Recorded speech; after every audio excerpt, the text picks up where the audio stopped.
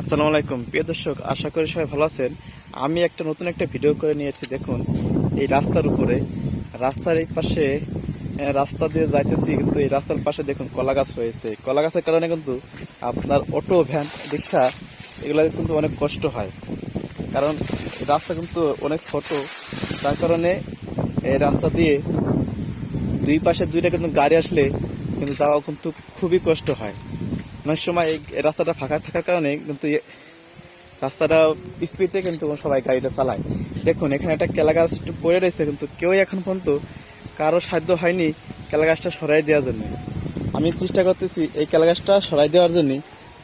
আর আপনারা যারা দেখবেন, এই রাস্তায় যারা এরকম দেখবেন, তারা, আমি আশা করি সবাই এরকমভাবে রাস্তা পরিষ্কার করে দিবেন। কারণ হঠাৎ করে একটা গাড়ি আসে, দুই পাশে দুটো গাড়ি থাকলে পরা আপনার এই রাস্তায়, তাহলে এই সমস্ত ছোট ছোট রাস্তায় বাইকে যাতায়াত করতে অনেক কষ্ট হয়।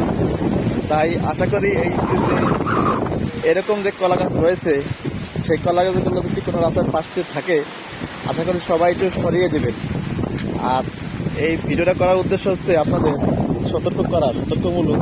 যারা রাস্তায় গাড়ি ঘোড়া চালাবেন, তারা দেখে শুনে চালাবেন, কারণ পাশে অনেক দুষ্কৃতী লোক পাশ দিয়ে কলা গাছ বা বিভিন্ন গাছগাছালি রেখে থাকে। আপনারা দেখতে পান যে মেন রোডেই পাশ দিয়ে দেখেন গাছ কাটে কেটে তারপরে এই করে পাশ দিয়ে রেখে যায়। অনেক সময় আছে বড় বড় গাড়ি আসার কারণে ছোট ছোট গাড়ি এবং মোটরসাইকেল অনেক সময় আছে অ্যাক্সিডেন্ট করার পরে মোটরসাইকেলটা পড়ে গেলেও, মোটরসাইকেল কিন্তু আপনার গাছের উপর পড়লে সেই লোকটা বাঁচার কোনো সম্ভাবনা থাকে না। তাই আশা করব যে রাস্তার আশপাশ দিয়ে কোনো গাছগাছালি না রাখাই ভালো। কিন্তু আমরা সবসময় দেখতে পাই সেটাই, রাস্তার আশপাশ দিয়ে গাছগাছালি থাকে। তো এই একটা কেলা গাছ বা এরকম যদি কোনো কিছু রাস্তার পাশে একটু বাওয়াই থাকে, একটা গাড়ি দিতে অন্য একটা গাড়িটা সাইড দিতে যায়, তাহলে কিন্তু হঠাৎ করে লাগিয়ে দিতে পারে, লাগিয়ে গেলে হঠাৎ করে উল্টে যাবে কিন্তু।